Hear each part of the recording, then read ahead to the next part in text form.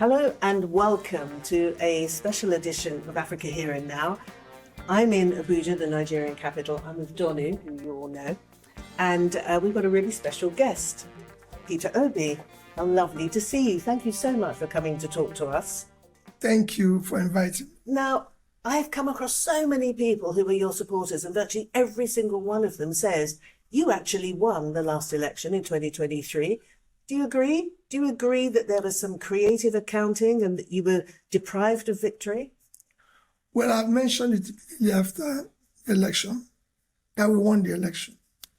But because of the manipulation, the rigging, and all sorts of things that shouldn't be associated with a decent election, we lost.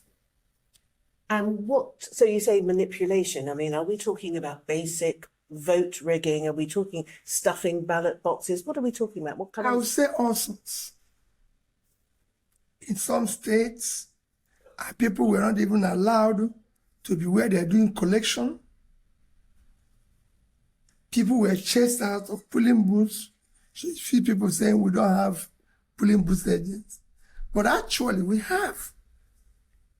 But for one reason or the other, they were compromised, they were chased out, so that's all sorts of things. But for me, that is past. It's past? Yes. Well, for me, it's not past, sir, because I am one of the obedience who is still quite angry with you for not telling us to take to the streets.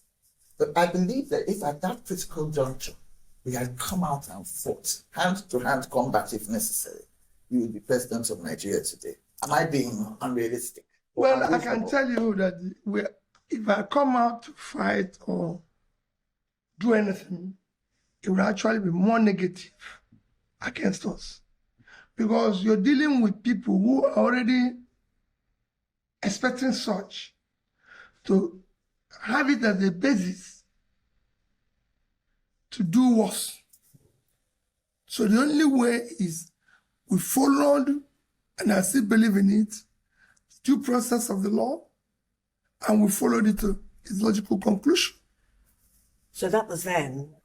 I take it you are going to run for 2027. What's different now then? Because last time you ran against Tinubu, this time you'll be running against Tinubu. What's changed? Well, I believe and I hope that we'll have an electoral amendment of some of the rules, some of the laws, in order to make it our election more efficient, more accountable, and everything. And I believe that the Nigerian citizens at this time will behave differently. How? Because seeing what they're going through. So what you had asked in the past, that people taking to the streets and everything, I believe they're now seeing the effect of not having the person they voted for. Many people are describing Nigeria at the moment as descending into a kind of one-party state. Is that how you see the situation at the moment? What's your assessment? Well, because our politics is very transactional, I don't expect otherwise. But I can tell you, the election that is coming in 2027 will not be about parties. It will be about individuals. People will be voted based on their own record. It will no longer be a situation where we've taken enough of fake promises or people who use tribe, religion, all sorts of ways to come into office. So I believe that 2027, Nigerians will see that we voted religion, we voted tribe. Now let's vote competence, capacity. What will be the role then of parties? I mean, as I understand it, The there parties is will be there. horse trading at the moment. The parties will be there. But that will not be what will determine the next election, it will be the candidate. What is the candidate offering? That rhymes with what Senator Ali Ndume said yesterday or recently, where he said that politicians are defecting to APC, but the voters are not defecting. That's exactly what it is, because the voters are hungry.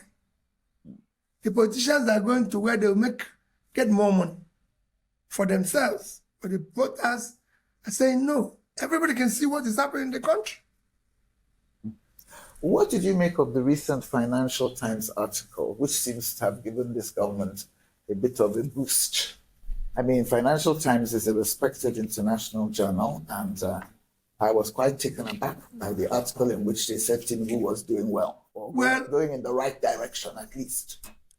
Well, I don't want to comment on newspaper comments, because if you do that, they'll be good. But do you think Tinubu is doing anything right?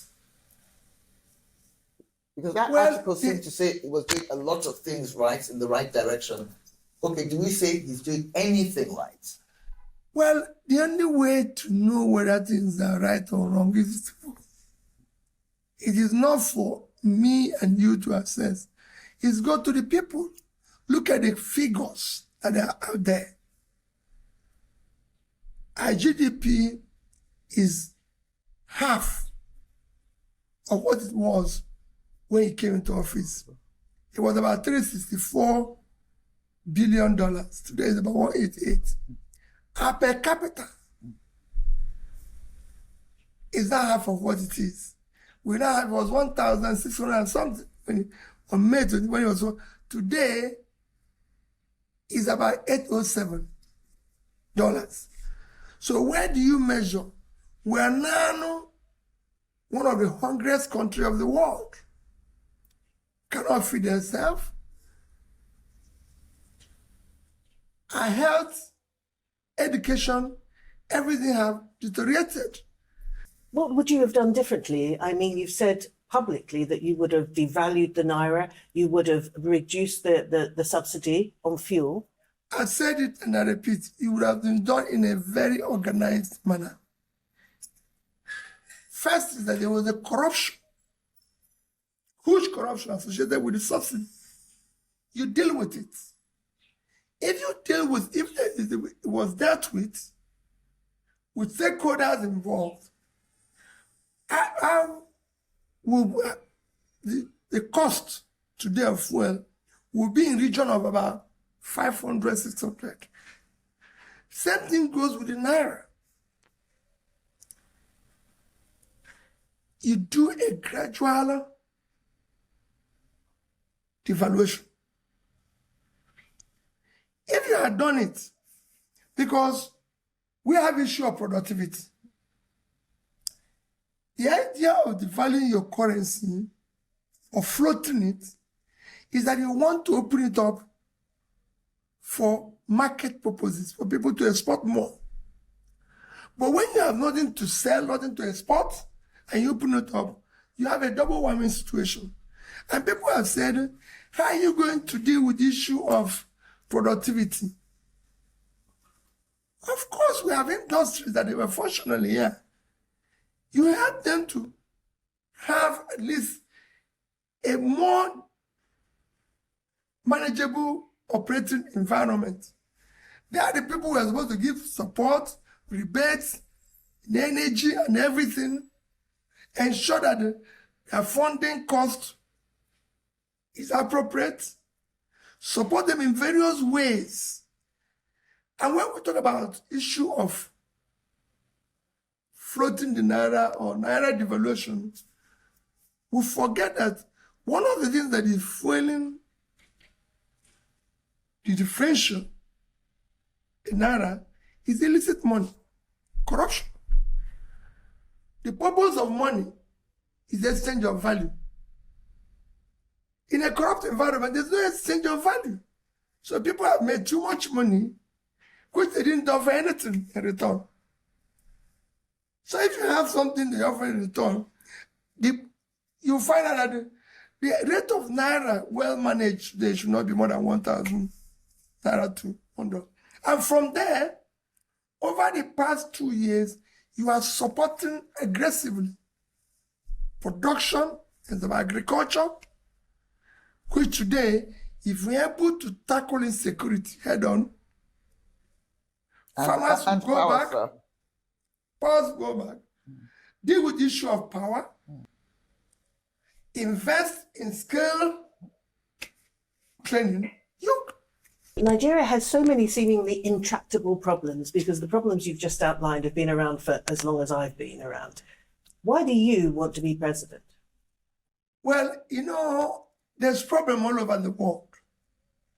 In the Western world, developed world, developing, there's a problem everywhere. The purpose of a leader is to solve problems, not to give excuses, not to complain. I chose to serve because I think I have an idea of what we can do. If I was there, we're going to have a national plan that would be cascade to state to local government. Luckily, we have a global plan. From year 2000 to year 2015, there was Millennium Development Goals, which I've said severally. Most nations of the world make sure they used it, insulated it in their planning, their budgeting, and everything. Look at the impact it did in China, where 439 million people were put out of poverty. Look at the impact in India. Look at the impact in Vietnam. I can go on and tell you countries that when that finished, we went into SDG. Sustainable Development Goals. Yes. Which again, is also for you to adopt it into your own development agenda and follow it through in your planning, budgeting, execution, and make it measurable. But here, there's no clear national plan that every Nigerian can say, this is where we're going to. So it's more of like people who you get up, you drive this way, you drive it this way. If you don't know where you're going, every road will lead you there because there's no direction. But if we had a national plan and say, we are going to tackle the first fundamental thing, education. Why do we have 18 million children out of school? What is wrong? Let's invest in education. Let's deal with the issue of insecurity. Let's deal with the issue of poverty. Critical areas, these are, every other country went through it. We're not alone. But why are other people achieving results and what are achieving results? So let me take you back to the two thorny issues. You've already mentioned one of them. Let's just first security, secondly power. You see, security, everybody knows that security creates a perfect landscape for development. You can't go far without it. What would you do? What is wrong? Why can't we get the remaining Chibok girls back? Why can't we protect farmers? What is wrong? Is it corruption in the armed forces? Is it disorganization? What do you ascribe it to? All of it. All of it. If you have a government that is determined to deal with it, they will deal with it. What would you do? What will I do? I will put in more in terms of funding, manpower, and whatever it will take to protect. Okay, so how do you root out corrupt elements who are benefiting from the breakdown in law and order? Because there are. I've always said that you can fight corruption. Right. Easily. How? If you are not stealing, your family is not stealing, those around you are not stealing, you reduce it by 60%. But corruption always fights back. No, you only fight back if you are involved. Okay. If you're not involved, there's no fighting back. I I've held public life, and I know that you can insist and do the right thing. Yeah. So the second thing is power. Again, we can't go anywhere until they stop taking like 10 times a day or charging so much for electricity. Well, like I've always said about the issue of power, go and study the countries that have done very wonderful improvement in power between 2015 and 2020. It's India, Vietnam, and Egypt. What did Egypt do? I was there for days studying what they're doing. It is not rocket science. In fact, this government said if they don't give Nigeria steady power in 4 years, nobody should vote for them again. So what I expected that by now, they should have been telling us that we made 5,000. We are now at 8,000 to show the improvement. But it's gotten worse. The only thing that increased in power is the tariff. Yes. Even with the high tariff, we're not paying for darkness. Yes. So these are things other people have done it. South Africa had issue of power. Egypt had issue of power. And they have aggressively solved it. Some people have said all sorts of things. That, oh, it's those who are selling generators. It's those who are doing this. Today, more generators are sold in the UK than in Nigeria. Yes. Can go and check your records. What for? What do they use them for? Because people keep it as a standby. They don't use it. I'm not saying so that those who are selling generators are not our cause. It is that we're not doing the right thing.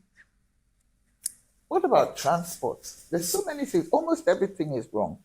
You know, when the British left here, I may have said this before, they left us with, I think it was 5,070 kilometers of working rail track. And then by the time Dr. Sekibo became minister in 2003, there was no working rail track. So not only had we completely messed up the system the British left us with in 1960, but we had not added a single inch to it. I just see transport as a critical factor. Do you? It is a very critical factor. Very, very, because people have to move. Yes. They have to move to go to work, have to move goods, have to move this and everything. And if you look at those tracks, which you mentioned, they were actually built for places where there's produce. Yes. So you could see rail to Kafachan, because there was abundance of ginger and everything. You see rail to Kanu, rail to Maiduguri. They were to connect areas of productivity. But we abandoned them because of the transactional life we live today. There's no productivity. So what we do is to wake up in the morning looking for what to consume, not to create. You've referred to a national plan, a national program, but from my outsider's point of view, I'm not really feeling that there is a national identity in Nigeria. I see that there are people, maybe when they're outside and when there's a football match, then you're all Nigerians. But otherwise, I see people dividing them among themselves into ethnic groups, into regional affiliations. I mean, how are you going to overcome that? Let me tell you, those divisions you see are just merely,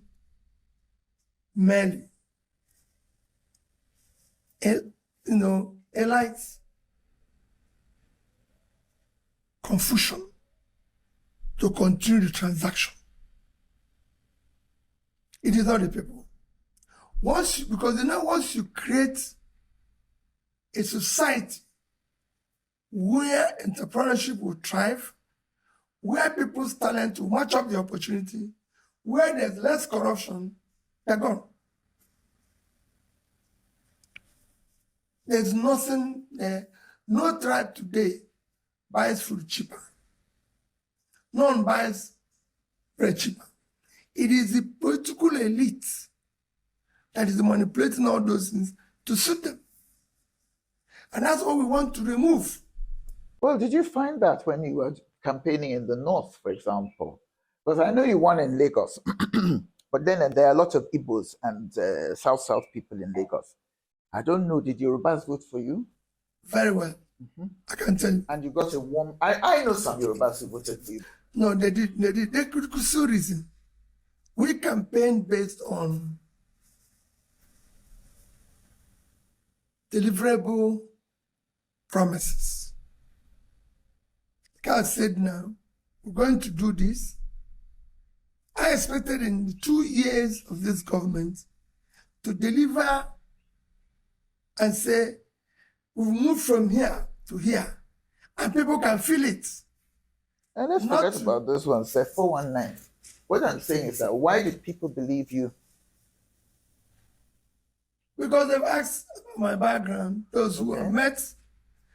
I've been a governor, I've been in the corporate world, and I'm sure I met a lot of people who say, well, listen, this is this. So because I noticed that, I mean, you didn't spend shishi. You didn't spend money. You didn't do what they normally do. You didn't tell us to go and fight or kill and maim at polling station. You know, your whole thing was just, this is me, my name is Peter Obi, and this is what I'm going to do for you. And people seem to believe you. And I'm just, well, certainly in the South, they believed you. I don't know about the North. Were they able to grasp what you were saying? They did that across the country. Okay, all right. But we couldn't have enough time to continue to delivering the message and insist. The country needs, have all it takes to be a great country. The only thing that is lacking is leadership. What you're seeing here is cumulative effect of leadership failure over the years, which you need to correct. We need 5 flashes here and there of good leadership. But overall, it wasn't above the standard. And now it's even worse. What's the definition then of good leadership, in your opinion, at the moment for the country? What is it? What would it take? It's not a rocket science. It's just to have somebody who is competent, who has the capacity, who has the character, the drive and the vision, and the to honesty. say, I'm going to change this and invest the little resources. Because overall, our resources today, in terms of budgeting, is small for our population. But that was because over the years, instead of investing in critical areas of development, the monies were stolen. So now you don't have that resources to invest. What we need now is to invest our little resources very effectively and efficiently. So we know where the resources are going. If we say we have a food crisis, there's nothing there. We already have 60% of our arable land uncultivated. Like you hear me every day say, we can make more money from agriculture than we made from oil. And this has come about as an over-dependence upon oil earnings, right?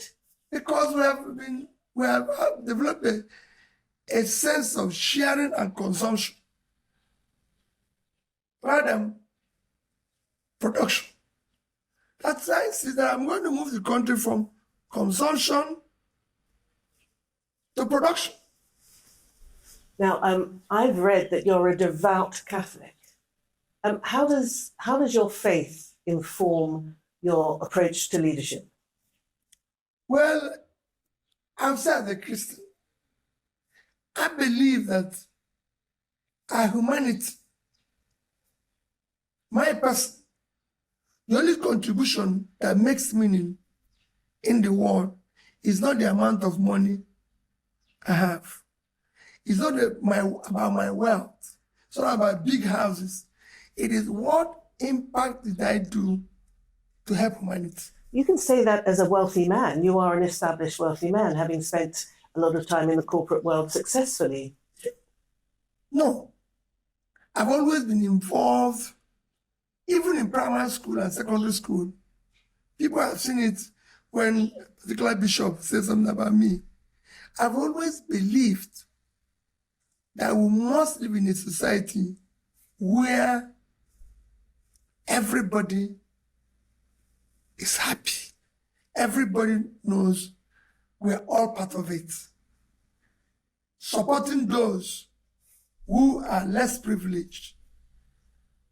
I don't look down on people unless I'm going to pull them up. I stop at every inch. As a corporate person, as governor, everybody knows that I come out in the street and talk with people. In fact, if the people are not around me, or I'm not doing anything to help humanity, for me, life is meaningless. So how did some people try to make an issue of religion during the election campaign? Did you find that there was any kind of barrier? Again, the North. We were told that, the religion is so important, but how did they relate to you? I can tell you, it's none of the clever things the political elite brought into the picture. And because we were a team that is starting it, we didn't know. So today we have a country that you can call a crime scene, with those who are perpetrating it being hugely involved in propaganda and lies.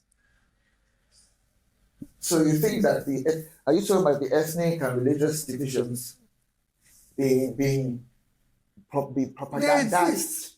They exist, but it is a political elite that are using that as a tool. Yes, of course. Because what is happening to us today has nothing to do with religion. I just told you about our GDP and per capita. It has nothing to do with religion. So when you moved around the country, did you find that the masses that you addressed had pretty much the same concerns wherever you were? Yes. Okay. They were hungry. They want good governance. Right. They want their children to go to school. Right. They want to have a health system that works. Right. But it's not working. Right. And how would you harness then this huge swathe of talented, energetic, primarily young Nigerians that we see popping up all over the world doing really interesting things? How are you going to harness their energies and creativity for the benefit of the country? Let me tell you, you just have to do a study of what happened in Asian countries. In the 80s and 90s, most schools you go all over the world were Asians. Today, they are going back to India. They're prioritizing education. Once you create an environment that is secured, create an environment where entrepreneurship can thrive, where there's rule of law. The first investors you get are people from that country who live outside, and once they come back and people can see their profit, foreign investors will follow them. And it's very easy. And people used to come home from America, from this. They want to come here and settle. We have better environment and weather than the UK. We have a better environment. You get a better food. Sorry, sir. You get a very good response when you go out. Diaspora people, you're very. Yes. Every single Uber driver, every single Uber driver in London is an obedience. Yes. Every single one of them. So that's the thing. So what I'm saying is that they want to go home. They want to come home. You need to create the environment for them to come home. So what's the single biggest thing you can do for them? We get for remittances today nearly as much as we get from oil, if not more. Imagine if you create a conducive environment, educate your people, more and more will go out, you get more in terms of remittances. You get more in terms of attracting investors, which we're not attracting today. You can go there and market yourself and everything. Nobody's going to come to, even if the profit is 100%. What you can call big power generating companies like Siemens, electric and everything, they gave them something like a national guarantee, which allowed them to come in working with smart young people who came out of engineering school in Egypt. If you go all over the place, it's Egyptians, and we have them here. Can I take you back to something you said earlier, and that is that I asked you what would be different come 2027, and you said that you hoped that there would be some kind of electoral reform which would tidy up, improve the electoral system. How optimistic are you that this is going to be put in place in time? Well, very optimistic. However, even without that happening, Nigerians can determine who will win the election. Because this time around, people will vote, stay at the polling booth, make sure that the results are collected, follow it to the ward and the local governments. And I don't think they will allow anybody to manipulate it again. Because they will be manipulating further hunger, further distress, lack of education, fair promises, covered with propaganda and lies.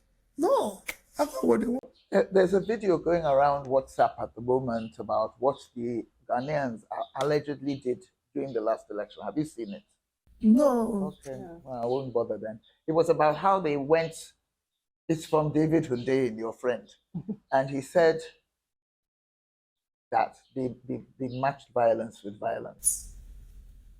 Well, And I know that I found that quite disturbing. Yeah. But he made, no, I think this time around, the people are not going to be violent. They're going to follow it up. Because they know that the alternative is that hunger, unemployment, everything continues.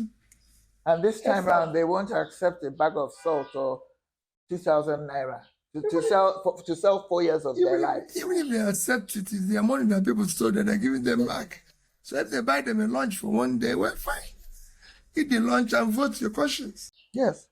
So let's get to the C word, coalition. I'm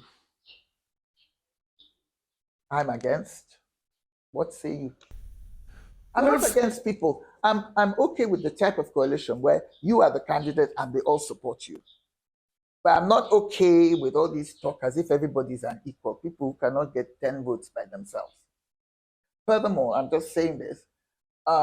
You partnered with Atiku in 2019. Didn't go that far. You only started Zooming when you went on your own. So I think you're in a difficult position because they don't want to acknowledge you as someone on a pedestal whom everybody should support. They want you, in fact, even the thought of you being an assistant or deputy or vice is just anathema to your supporters. Well, for me, the coalition is important. We need to work together. Yes. But we have to have basics of our coalition. For me, I want coalition against hunger, against insecurity. Donu has alluded to the fact that maybe people in the north are not so keen on voting for somebody from your region. Do you think that Nigeria has overcome the deep tribal divisions, and could we see an Igbo president of Nigeria? Well, for me, I'm contesting this election of the Nigeria. And I believe that there's a lot of potential in our country to be better than it is today. And quite frankly, I said every day, the greatest assets of this country is in the north, the uncultivated land. The oil we are sharing proceeds today is a diminishing asset. Agriculture is not a diminishing asset because people must eat. I will have the land. So if anything, the North will actually celebrate me. Because that's where I'm going, that's where I'm looking at to be able to turn around the country. Because we need to be able, the first foundation we need is to be able to feed ourselves. We cannot have a country like this where we have 60% of our arable land uncultivated, and we're going to import food, beg for food, do everything. You deal with, for me, it might take that as a low-hanging fruit. We need to deal with productivity in terms of manufacturing, which, because of our huge population, companies want to come in to establish, you need to support them. So these are the having all it takes. It's just that we need leadership that can. It all comes back to leadership, right? Yes, that's it. That's what changes everything. Let me take you back to my anger, which, okay, it's not so strong now.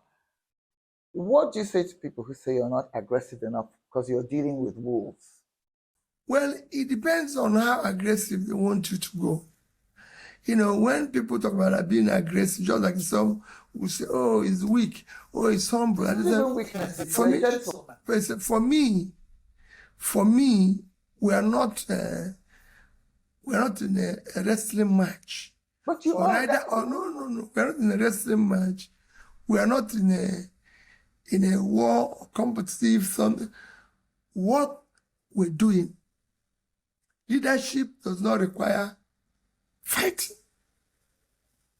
Are you sure? It requires ideas. Sir, all the great revolutions of the world have been achieved through some degree of revolution, as far as I know. I agree, but what we're dealing with in Nigeria is a need for revolution. In my opinion, I could be wrong. But we're looking at a deeply entrenched predatory elite. The modern revolutions, right, are not always very violent. Well, not so much some violence of it. as... If Nigerians want to change today, we will do it through the ballot. We will vote, stay there, they count it, collect it, announce it. Okay. All right, so let me ask you, who's your hero? Either as an international foreign person, or an African, or a Nigerian, or it could even be someone humble whom you know personally. Well, for me, there's so many heroes. I look at it from first, what is your contribution to humanity? What are you doing to make the world better? What are you doing to, so I've gone from following people like Mandela, following so many great minds, Steve Hawkins, who is able and was able to change things in sciences. That's just it. People who make huge sacrifice. That was one of the reasons why I went to see Joko Widodo. Because I could see somebody who took a country from here to here. I could see somebody who made his country better. That's where I say it. So is he one of your heroes then? Well, yes, there's so many of them. Because I could see, whether it's Modi in India, people who came from a background of business. Because what we don't do here is people start making noise in the public space, in TV, in newspapers. Nobody asks about their background. Go and check the background of all those who are doing well. Whether it's Modi in India, whether it's Joko Widodo and everything. They came from a background where they've been able to create wealth. If you have not created wealth, you can't manage one. It's simple. You have a background where you can say, this is this person's background. But what we have in Nigeria is that because the transitional society, people go about promising people or giving them money, and they say, oh, the man can do it. It doesn't have the competency to do it. Well, is it true that you own Fidelity Bank, or at least you're a substantial shareholder? No, I'm a shareholder. Okay. And The bank also? The a bank is, no bank in Nigeria. Okay, let me use Fidelity. There are 550 something thousand shareholders. Okay, right. So I couldn't have been the owner. I passed through there as the director and chairman. Right.